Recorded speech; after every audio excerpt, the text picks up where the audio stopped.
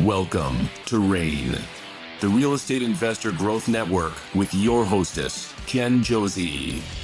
Join like-minded real estate investors and accelerate your business towards greatness. You will hear step-by-step strategies for success, interviews with real estate rock stars, and we will dig deep into past projects where we bear it all, including the good, the bad, and some just plain ugly. So get excited. Here's the Bestower of Badassery herself, the real Jen Josey. Listener discretion is advised. Hi, and welcome back. I'm Jen Josey, creator of RAIN, the Real Estate Investor Growth Network. Whoop, whoop. On today's episode, we have a guest that will be sharing their badassery. But before we begin, here's today's badassery bestowment, a little badass gift to you.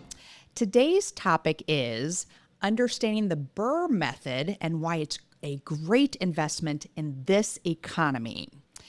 If you're looking for a way to build wealth faster, especially when the market feels unpredictable, the BRRRR method is a powerful strategy for real estate investors.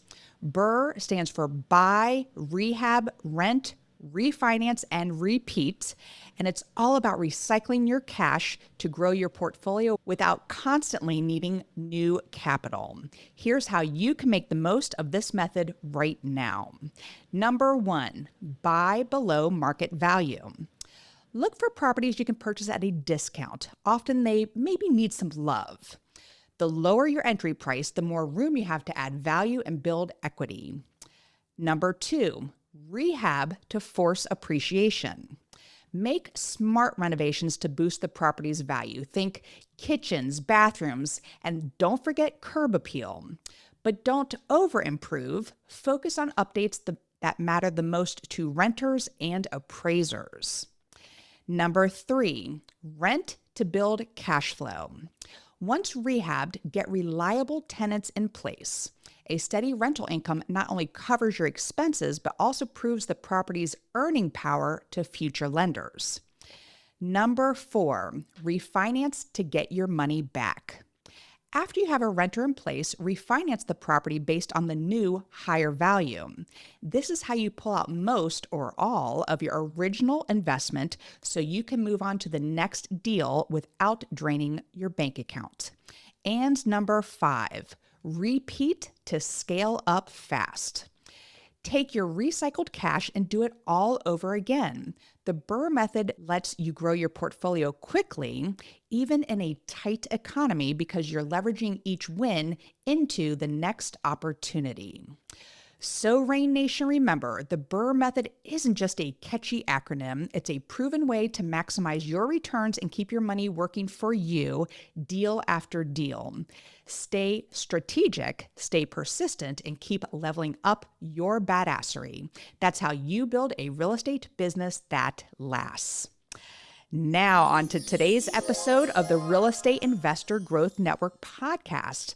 I am so excited. We have Gary Harper, CEO of Sharper Business Solutions and co-creator of the Rise Business Framework. With over 11 years of executive experience at a Fortune 500 company, Gary specializes in driving operational efficiencies and building effective business systems. Since 2004, he's combined his systems expertise with a passion for real estate investing, helping entrepreneurs scale and succeed. After overcoming a life-changing battle with Lyme disease, Gary dedicated himself to empowering others, traveling the country to teach vision, systems, and work-life balance. It's my pleasure to have him on the show, so welcome, Gary Harper.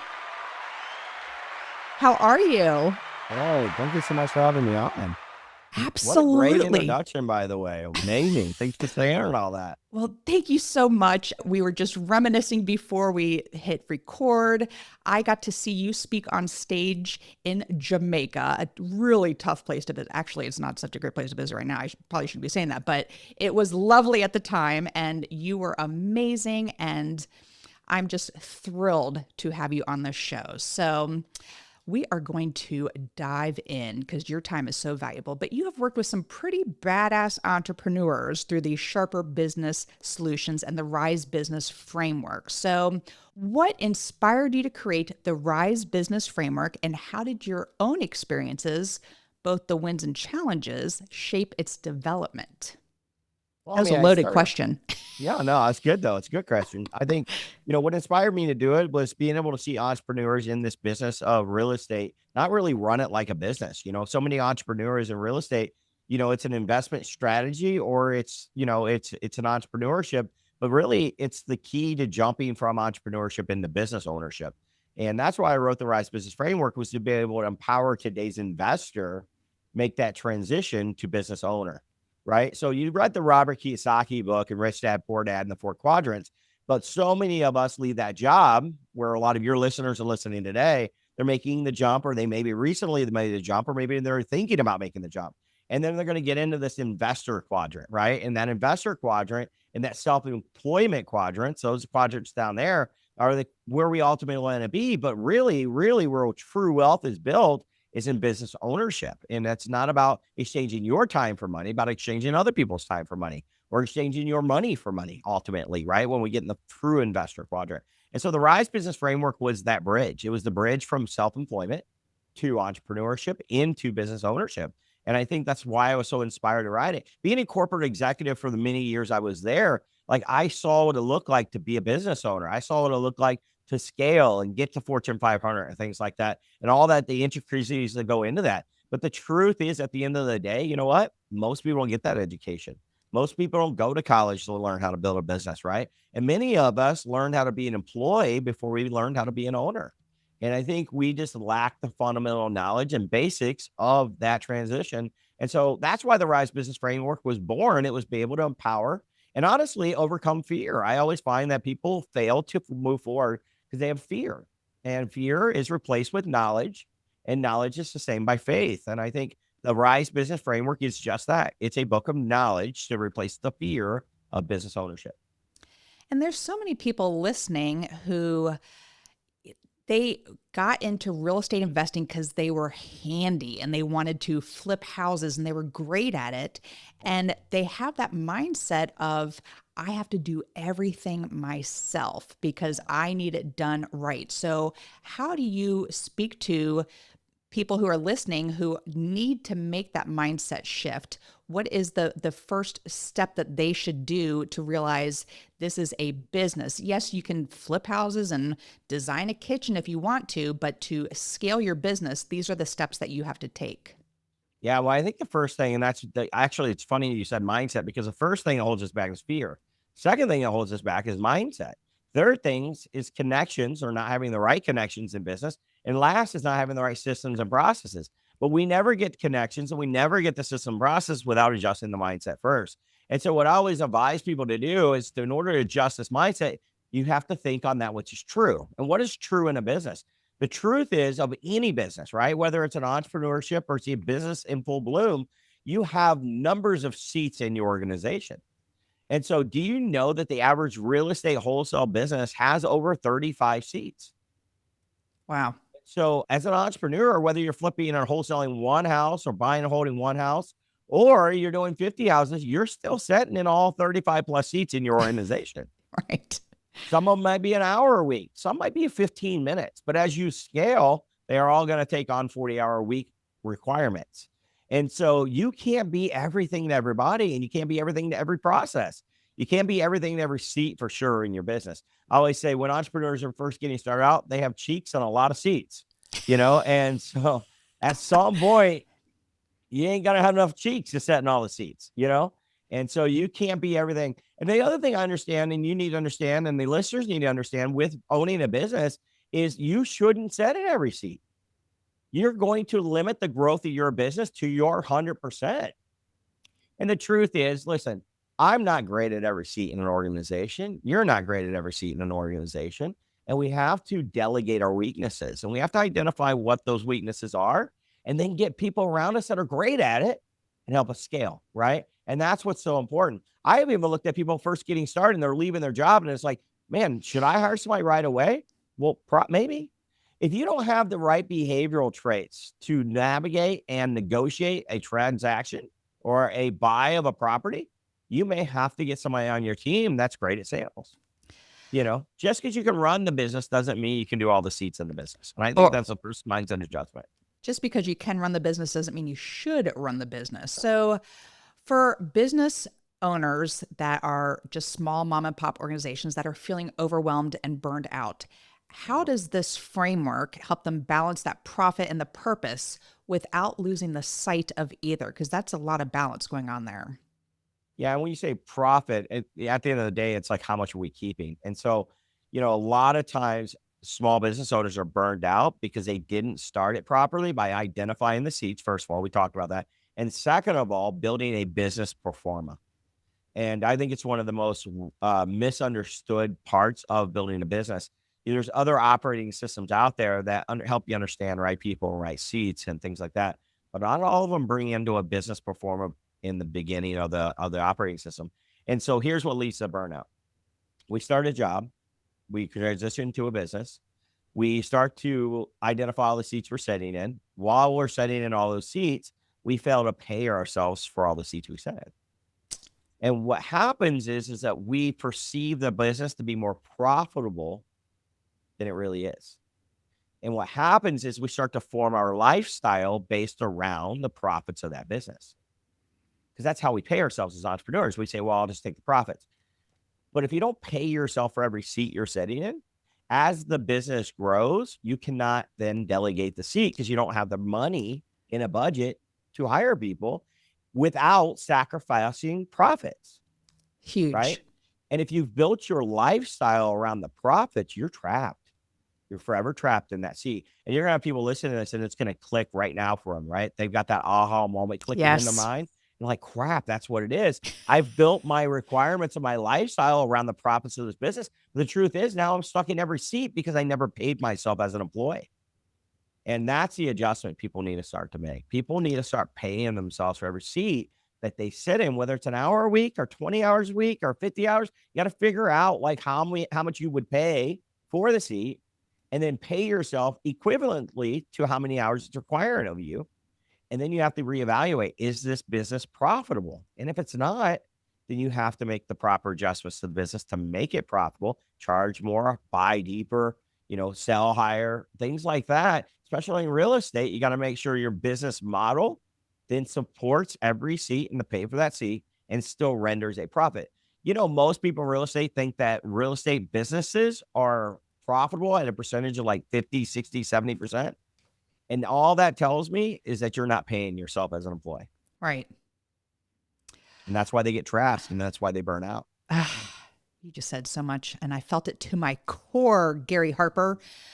So when you walk into a business, because I know you travel often, and are you going to these locations of your clients? Yeah. Okay. I landed at 2 o'clock this morning after being in New York City yesterday. But when you walk into a business, what is the biggest misconception that you're seeing around their systems and processes? And do you have any special secret sauce that really starts triggering it for those leaders to shift their mindset in this situation? Yeah. I think first and foremost is understanding what processes they have. I don't think we really understand. We just look at it like it's the whole thing's a process. Like we buy and sell a house. Well, within that, right? How do we first identify how to get the house? How do we get the lead? So the first thing we got to do is identify what processes we have. In real estate, there are core processes. There's marketing for leads. That's a core process. There's the vetting the lead process. That's a core process. We got a lead. Now, is it match our buy box? Should we even go on the appointment and then go make an offer? Then there's the acquisitions process. Like, how do we acquire the process? And what's the methods in which we're going to acquire the process? Some people decide to fix and flip. Then you got the fix and flip process, right? Some people buy and hold. So you have that buy and hold process. Some people wholesale or double close, and you have those processes that help, that show up in your businesses. So first and foremost is understanding those processes. Then we obviously transition through that to like the B2C or the dispositions process, right? And then we get into the TC process or transaction coordination process. And then we get into the finance processes. How do we pay our employees, and how do we get lending, and how do we fund it, and all those things, and how do we pay our contractors, and what's our draw schedule, and all those things are processes that we lump together, but they're all so separate from each other, and they all have a start and an end point. And so helping them identify and discover what their core processes are, and then helping them document those core processes so we can figure out where and if they should even do that process, And then what we do from there is we identify what their behavioral traits are as an entrepreneur and whether or not their behavioral traits match that process to be productive. And if it's not, then that's when we start to go, oh, maybe you shouldn't sit in the seat. Maybe you should hire someone else to sit in the seat. All right. So you're mentioning KPIs, and they're a big focus in your work. So what are the 4 most important KPIs every business should be tracking and really to measure their success? Well, I'll tell you, I created the 4 KPI system, and that's what it is. It's a system of KPIs to help you scale properly and help you to not burn out and help you to make sure you're staying towards reaching your purpose. So the first KPI that I have helped my business owners discover is your purpose indicator. Everybody knows that KPI is mostly know it as a key performance indicator, right? Well, so in Rise, we trademarked this new system of KPIs, which the first one is, what is your purpose, right? Everybody ought to have a purpose for why they do business. You should have an individual purpose for your life, and you also should have one for your company. Your company's purpose, however, needs to be measurable. And why does it need to be measurable? Because it's a dream without a goal is what? It's not going to happen. It's not real. It's a pipe dream, It's a wish. Like, it's a wish. And so at the end of the day, if we don't have a measurable goal attached to it, then we can't ever see if we achieved our purpose. So what is your purpose indicator? Sharper's purpose is to do a good work that supports God's work. That's our purpose. However, we measure that by saying, can we give $2.6 million away a year to God's work? And understand what I mean by God's work. God's work is, if you've done it under the least of them, you've done it under me. It's not just a church or mission work or things like that. God didn't just come here and build a church. Actually, he didn't have a church. He walked the earth helping people that didn't have, right? And so I call that God's work, doing it to the least of them, right? And people that are in need. And so that is what we look to do. Now, how do we measure it? Did we or could we give away $2.6 million by 2026? And that's our first indicator. And that is probably the most important indicator because we have to build down from that. The next indicator is called our profit indicators. Our profit indicators tell us how much money we're going to make and keep in order to fulfill the purpose, right? So if we're going to give 2.6, I've got to make 26 million if I'm going to give 10% away, right? So I got to make 26, and how I make 26 is performance. That's my performance indicator, my third performance, or my third KPI. So what is my performance I have to have in order to make profits to fulfill my purpose? How many houses do I got to buy? How many holds do I have to have? How many wholesales do I have to have? Those are performance. How many closings do I have to have every week? How many contracts do I have to get? A, B, C. Those are all those performance metrics that we measure on a weekly basis in order to give us our monthly profit indicators that then in return give us our annual purpose indicator. And so if we build down for purpose, we make the right profit indicators and business performance, then discover what does our performance need to be.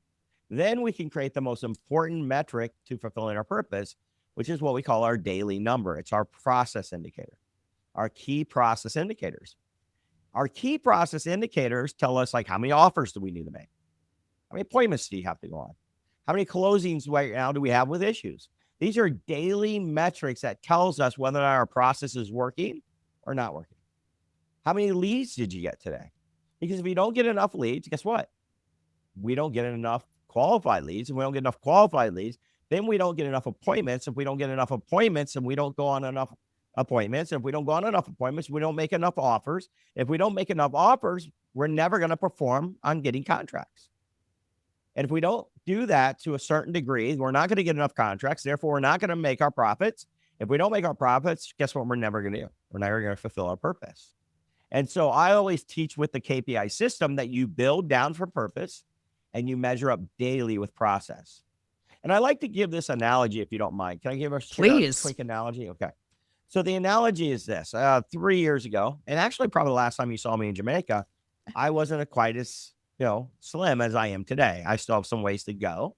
but I was 330 pounds, Wow. right? Not quite in Jamaica, but I right don't the year remember that. before. Yeah, the year before that, I was 330 pounds if you would have met me then. And I decided that I wanted to live long.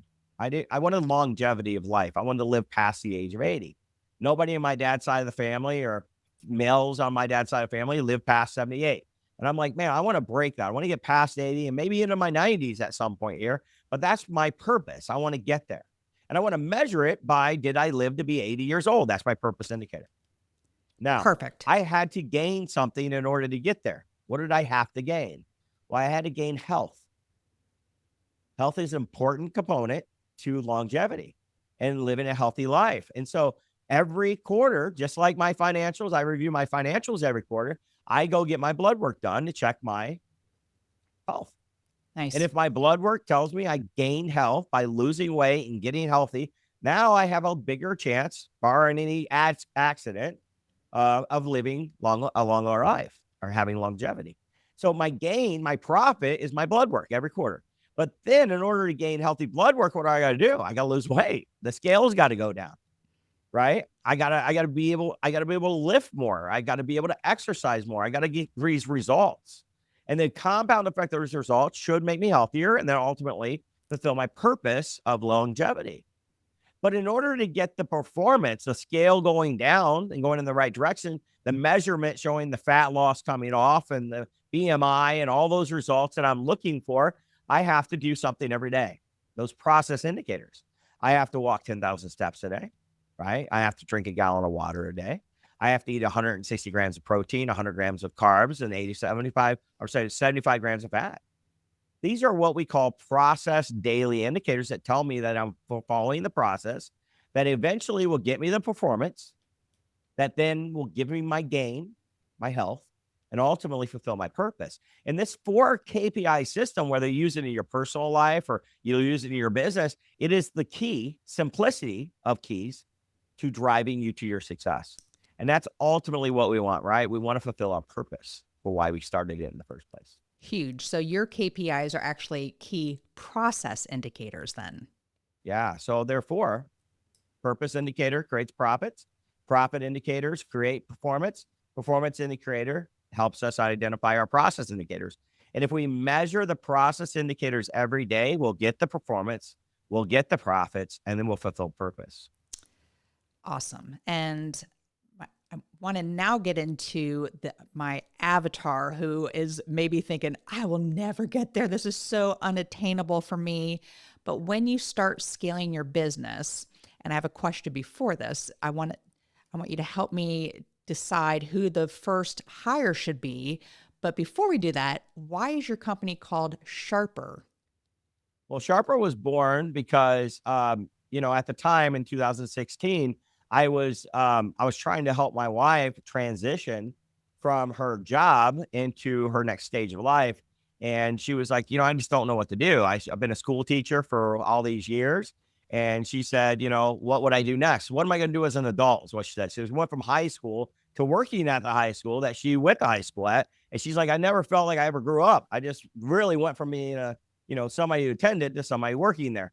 And she's, I'm looking, what is my adult job? And so after being in real estate for as many years we were in real estate till 2016, I said, why don't we help other people that need help with their business? And so that's what we started to do. And Sharper is actually named after Susan. Susan's a majority owner at 56%, and it's Susan Harper. So F Harper. And it's funny, I can't take credit for it. I didn't name it after her. It was actually one of my business partners at the time we were talking about starting the business. And I said, I think I'm going to call it Icon, which stood for I know one name, right? And I know one name and business solutions is what it was going to be. And he was like, why don't you name it after Susan? I'm like, why would I name a company Susan? And he was like, not Susan, silly, S Harper, Sharper. And I just started laughing. I'm like, bro, forever, I'm going to have to give you credit for naming this company, right? And so I still do. He laughs. I was with him 2 weeks ago and he was like, I heard a podcast. You were giving me credit for that. It's funny that you still give me credit, but I do. It was really, truly his idea. But it is named after Susan Harper. And there's another reason for it too. In 2011, I got sick with Lyme's disease, as you had mentioned in our opening. And I didn't know whether or not my family would be cared for if I succumbed to that disease. And so this was a way in which to empower her to have something of legacy and to live on beyond me, to take care of my kids. My kids were young and still at home at the time. And so there's no ego in this for me, man. Like everything I do, I usually am building it for somebody else anyway, because at the end of the day, it doesn't really matter to me. Success for me is like living life and journeying, reaching the ultimate pinnacle of purpose. And so that's what it looks like for me. And I may have just stole your thunder to one of your final questions, but we've went ahead and answered it. Right? I was just you were talking about the bus and having all the people sitting on the bus, and your number one person on your bus is Susan, your wife. And so I love that story, because I remember you telling that, I think I asked you off stage on that one. And I just think it's such a great story, because, your partnership begins at home and then, floods over into your business. But for the listeners, who is the first person they should hire? What is the smartest hire first? And I also kind of want a little caveat on here. Would you ever do any AI hiring type? Let AI replace it. So who's the best first hire?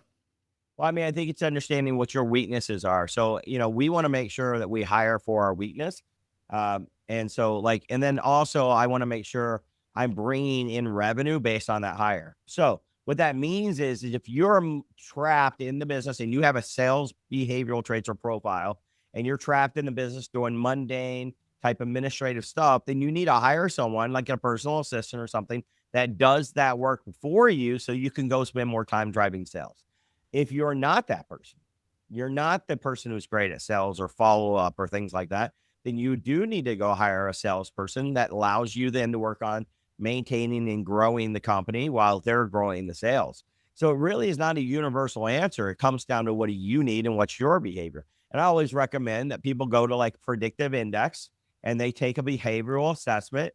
A PI in the last year has come out with a free assessment that you can go take, and it'll give you your behavioral traits. And those behavioral traits will give you indication of whether or not your sales behavioral traits or whether or not you have the traits of somebody who's more back office. And there's all vast numbers of reasons why people leave their job. And it doesn't mean that just because they're good at sales. Some people mainly leave because of purpose and what they were trying to achieve with their life. And so understanding who you are and what's going to drive the sales of the business when you're first getting started is critical to the company growth. And another important hire is a business coach like you. So tell a little bit about your business coaching program. Yeah. So Sharper Business Solutions comes in and we work with entrepreneurs to help them get better so they get bigger. I don't like the word scale. Scale, I always say when you scale, you fail. But when you get better, you get bigger, right? And so that's the key, is getting better so you naturally get bigger. And that byproduct of getting bigger is scale. But when you focus on scale, you fail because you try to grow too fast, right? And you don't grow the right way. I always say people need to grow the right way. We utilize the RISE business framework. It's an operating system and framework that I've developed over the years in order to help companies get better so they get bigger.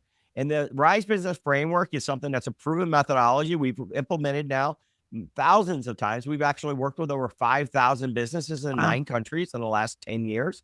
And some of these names: Ryan Pineda's, Tiffany High's, Thatch Nugent's, Brandon Turner is one of our clients who sold Bigger Pockets. Matter of fact, I was on a call with Brandon Turner just an hour before you, talking to him about his business. And we met with Terry Thayer and so many others in this industry, right? And they've helped them grow. And how we've done that? We've used a framework, a system, a process to helping them do that properly. Sharper comes in and we spend 2 full days working on site with you in your business to help you identify these very things we talked about today. And what do we need to adjust? And what do we need to get better at? And then putting a plan and a vision in place.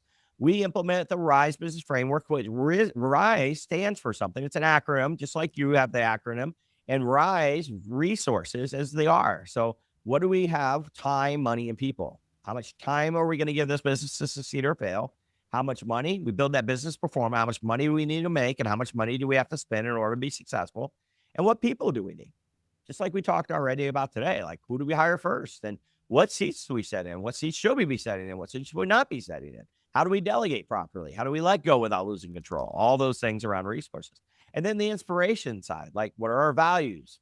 What's our vision? What's our goals? Where are we going?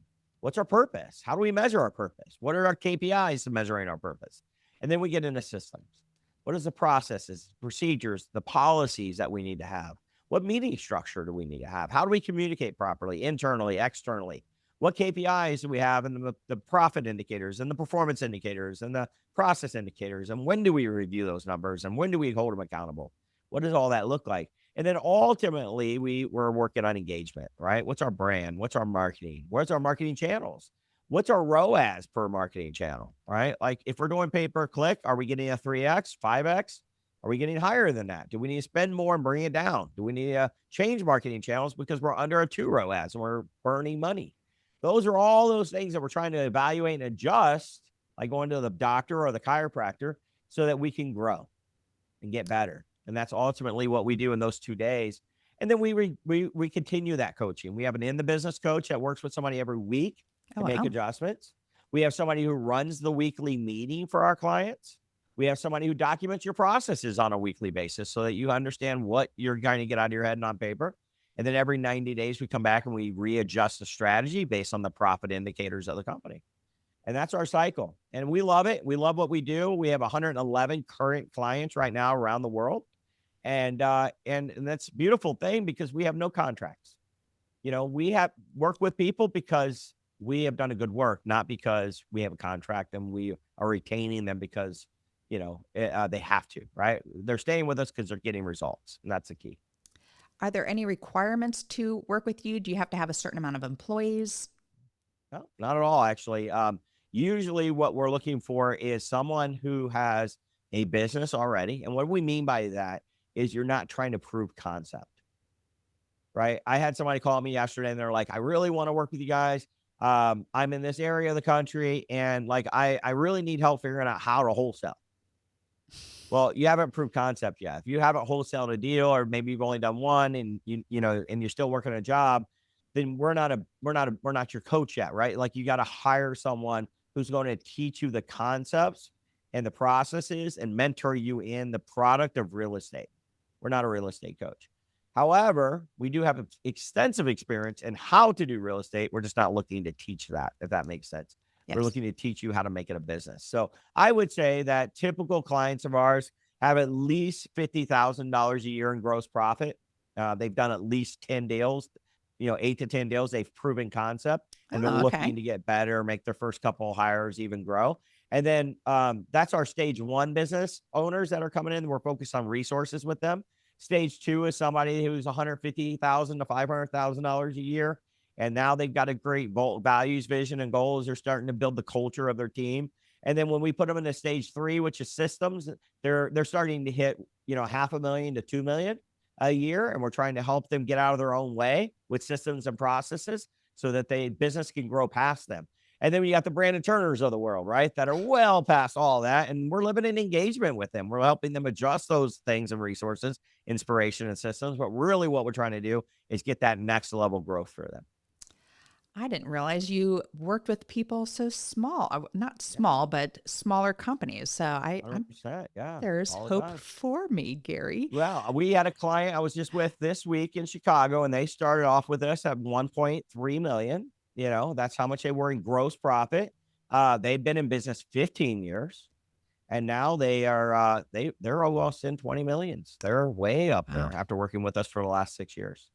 So I was kind of squeezing this question in before, but where has AI kind of changed company structures in the last, 3 or 4 years?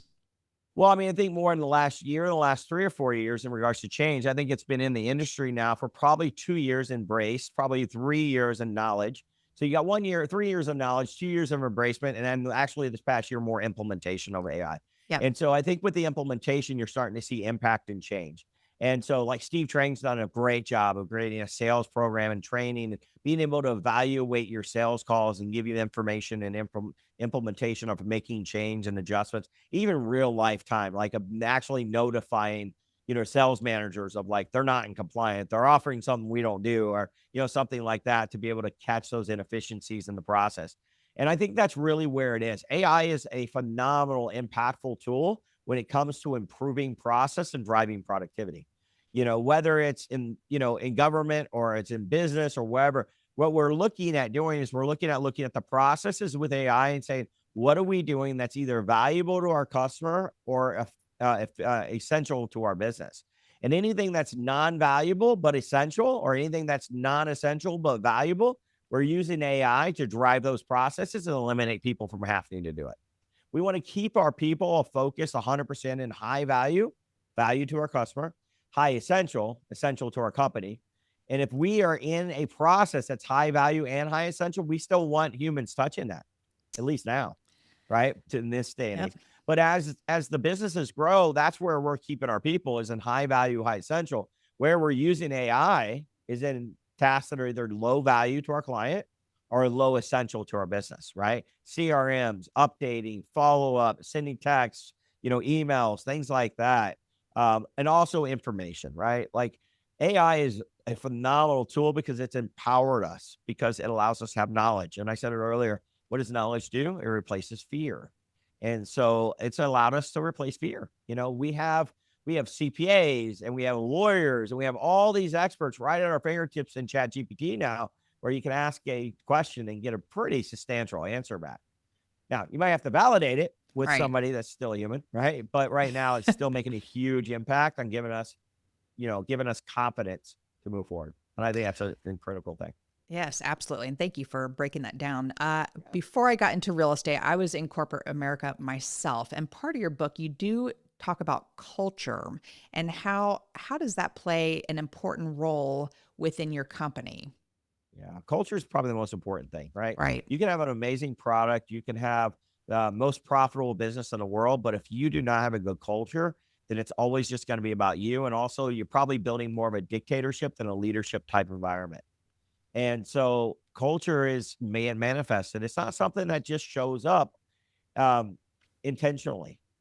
It can show up unintentionally, not to your favor, if you don't intentionally build it. Okay. And so what I mean by that is culture comes from 4 areas. The first area it comes from is having people in the right seat. There's nothing that'll kill culture without position alignment. When people are not in the right seat and other people have to pick up the weight for them, it's going to hurt your culture. You remember that in corporate America, did you not? Like if you had to do somebody else's job for them, how happy were you with your boss? No. Probably not, right? So it does impact the feeling. The feeling is culture. And then the second thing that we have to manifest and do well in culture is we have to have value alignment. People have to get along and they have to respect each other's values. A third is goal alignment. Everybody's got to be pushing towards the same goals. And ultimately, the last that creates culture is purpose alignment. And I think for me, that's probably one of the most important ones. When we build a purpose for an organization, it's not enough anymore just to say, this is our company purpose, help us achieve it. In this day and age where we have 52% or more of our workforce is made up by millennials since 2020, purpose matters. Mm-hmm. And purpose matters to our employees personally as much as it does to our business. And if you cannot connect the employee's purpose back to the company's purpose and help them see how they're going to achieve their personal purpose in life, you're never going to get them to buy into your culture. And I call that the emotional paycheck. Do you know that 64% of the people that quit their job during the Great Resignation quit because of the lack of emotional paycheck, not financial? Yep. So in Rise, we've brought the emotional paycheck in. It's probably the first operating system that's built for today's millennial leader. So why millennials? Well, because they own the workforce by 52%. The baby boomers lost the workforce in COVID in 2020. And so we went from the baby boomers owning the majority of the workforce and it being driven based on their ideology and their culture to the millennials at 52 and probably higher now. I know the number was 52% in 2020 is when we lost, or baby boomers lost. My generation didn't even see it, right? Like I'm a Generation X, and they just skipped my generation altogether. We went from baby boomer straight to millennial. So we're just a bridge. As a fellow X. So my last question here before we go to the second part of the podcast is, as you are looking at this entrepreneurial landscape, what trends or challenges do you see ahead, and how can business owners prepare to thrive through those challenges? Well, I mean, I think the landscape's changing every day and right in front of us. I mean, and unfortunately, some of it's outside of our control, some of it's political. Some of it's economic and things like that. And obviously the political hits the economic side. And then you have challenges from parts of the country to other parts of the country. If in real estate, West Coast is struggling in a big way right now. I mean, they really are. Where you got the Midwest that's thriving. You got some really thriving parts of the Midwest right now. Even some in the Northeast and the Southeast just struggling a little bit. But I think for the most part, it's mainly on the West Coast. But what I'll tell you is this: if you're not trying to get better in the next year or two, if you think that staying the way you are is going to be the key to your success, you're not going to be here. Right. Change is not required, but neither is survival, right? Like it's not mandatory to survive. You have to be willing to change in order to survive. And so I've been saying this for the last year and a half. The people that are great at business will be good. The people that are good at business will be gone. Ooh. And so if you want to be here in a year and you want to be good, you better start becoming great at what you do. So good. Thank you. And So I would great. say this Excuse me. too. I think real estate in general, people are going to get leads and they're going to grow because they're trusted by their brand is trusted in their community. If you have a closing percentage of 50, 60, 70%, you're not building trust with your community. Mm. People that close lower than 80% of their deals, I think they're going to struggle really, really big in the next 2 years. And people are going to stop trusting them. They're going to go to trusted brands that have closed and kept a good reputation. Well said. So before we move to the second part of the podcast here, how do the listeners find you if they kind of fall into that, okay, I'm making at least 50K a year and I want to start, well, you don't like the word scale, but I want to become better in my business. How do they find you? Well, they can go to sharperbusiness.com and fill out a business assessment. It's a free assessment. And our team actually will jump on with them and evaluate the assessment and even give them some tactical things they can go do, even with or without working with us. So I think that's probably one of the first things I would do if I was your listener today is I'd go take that 16 questionnaire free business assessment and see how I score, right? It's kind of like the blood work for your business. It tells you the overall health of the company and what you need to adjust. They can also find us on TikTok. They can find me on TikTok or Sharper on TikTok. Either my personal channel, official_ Gary Harper on TikTok, Instagram, or even YouTube Shorts, or they can go to Sharper Business on those platforms as well and follow us there. A lot of free content. We're pumping out 5 to 7 videos a day. And so we want to make sure, obviously, these podcasts get caught up and then we share those as well. And we can't wait to get this one and share it for you as well and push people back to your audience. But that's ways in which they can entertain working with us. And then last but not least is that book that you picked up and showed them a little bit ago. They can go on Amazon. That is a bestseller on Amazon. So that would be a way in which they could start implementing these things in their business. Also, it's on Audible. If they'd rather listen than read, that's there and it's read there. But that book became a bestseller. We were actually featured on the NASDAQ in Times Square last January for 24 hours. So it's an exciting read. Some people like it and other people let her listen to it. So I would encourage them to go to those platforms. Gary, thank you so much. We are going to move to the second part of the podcast, which is what makes Gary Harper a badass. And I use the acronym BADASS. The first letter is B for book. What is a book besides the RISE business framework? What's a book that's made a huge difference in your life? The Multipliers. It's a book by Liz Wiseman. It's a phenomenal book. It's on leadership. I always tell people everything rises and falls on leadership, right? And so you are either going to use your business to build your people or you're going to use your people to build your business. One of those two. And I would suggest that people become great leaders so they use their business to build their people. Thank you for that. All right. The first A in badass is for advice. You've given us great advice, but what's the best piece of advice you've ever received? Learn to let go. Learn to let go, whether it's your personal life or your professional life. I was told as a young man at 20 years old, when my daughter was born, you better start letting her go at 1 year old or you won't be ready when she's 18. And it took all 18 years to let her go. Right. Because the love I fell in love with her that day of her first cry to the time she told me bye and kissed me on the cheek before she walked down that aisle. It took me all 18 years to let that young lady go. And so letting go, but employment's no different. You got to learn to let go and you got to learn to empower people. And the way we let go is through trust. In the RISE business framework, we talk about The Art of Delegation. And so I would encourage you guys to go to that chapter, read that part, and learn to let go. Wish I need my husband to listen to this to read that chapter as well. All right. The D in badass is for drive. What drives Gary Harper to be successful? Impact. That's my 100% driver. My goal every day is how can I make an impact on somebody else? How can I change their life? How can I make them successful? How can I help them rise by lifting them properly? That's my personal purpose. My personal purpose is to rise by lifting others, right? And so at the end of the day, what am I doing every day to impact the lives of somebody else that helps me achieve my goals?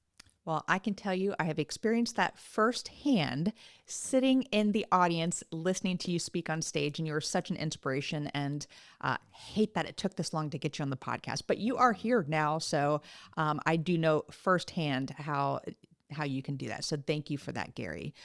All right. The second A in badass is for aspiration. I'm a big goal setter. So what is a current goal you are working on? Oh man. So I might scare everybody with my goals. I have so many aspirational goals. Obviously giving 2.6 million away to God's work is an aspirational goal by the end of next year. And so we'll push to continue to do that. That's our ultimate purpose at the end of the day. But I mean, I want to build an ecosystem. I don't want to just continue to do and achieve what we've been able to achieve. I want to make impactful change throughout the world, not only in the entrepreneur realm, but also in the political realm. I plan to run for office in the next 5 years. And so that's an aspirational goal of mine. Interesting. That's a good one. I always said, I kind of like to run for office just to have them dig up, what happened in my 20s, because, it'd be nice to kind of piece those memories together. Oh, yeah. They'll definitely dig up everything. They will dig them up. They might even make some stuff up for you. Oh, my goodness. All right. The first S in badass is for systems. You're definitely a systems guy, but what systems help you achieve success? Well, my 4 KPI system, right? Like that's a system I use in every aspect of my life. From, what is the purpose of why I'm doing this? What am I looking to gain? How do I need to perform in order to get my gain? And what do I have to do every single day in order to get the performance? And like I told you earlier, whether it's in weight loss or it's in business or it's in any aspect of my life, that's a system. The Art of Delegation is another system that I like to use. And, I'm referring to things that I've developed and I use, and they work well for me, right? At the end of the single day. But I have a 3 to Thrive system in my life that I use, whether it's, in my personal life or my professional life. And those are the things I like to do. Very good. Well, I could talk to you all day, but the final S in badass is success. What does success mean to Gary Harper? And we alluded to this earlier. It's reaching my purpose and helping others reach theirs. That's what success means for me. It's not about money, acquired goods, gathered, investment made. That for me, it's what does someone say about you when your time is up? If you somebody can't take it with you. By you, no, you can't. And if somebody walks by your coffin and they look at you and all they think is money, I don't think that you've reached your level of success. I think success, money is fleeting at the end of the day. It can be used as a tool, but I've gained a lot and I've lost a lot. And at the end of the day, what really, truly matters to me is the impact I've left behind on somebody else's life. Well, thank you again for being an impact in my life and opening my eyes to many things. And, I think the part of the book was the whole culture section. And I just, you can create this company, but you want your people loving what they do and having been in corporate America and doing that. So I am just truly appreciative to you for being here today. And one more time, you have the Sharper Business Solutions. Is it sharperbusinesssolutions.com where they can go? Sharper Business. Sharperbusiness.com. And you all go out and get this book. This is great. Gary, it was such a pleasure to finally get you on the show. And I am just so grateful for you. So thank you for all you do. Thank you for having me. I appreciate you having me. Absolutely. And that is all. Thank you for listening, and we'll catch you on the next episode. Now go out there and share your badassery. And don't forget, make it a great day. Take care. Bye-bye. Whoop, whoop. Thank you for listening to RAIN, the Real Estate Investor Growth Network. Be sure to subscribe on your favorite podcasting platform so you never miss an episode. If you need more badassery, you can follow Jen Josey by visiting therealjenjosey.com. or become a member of RAIN by registering on rainmastermind.com.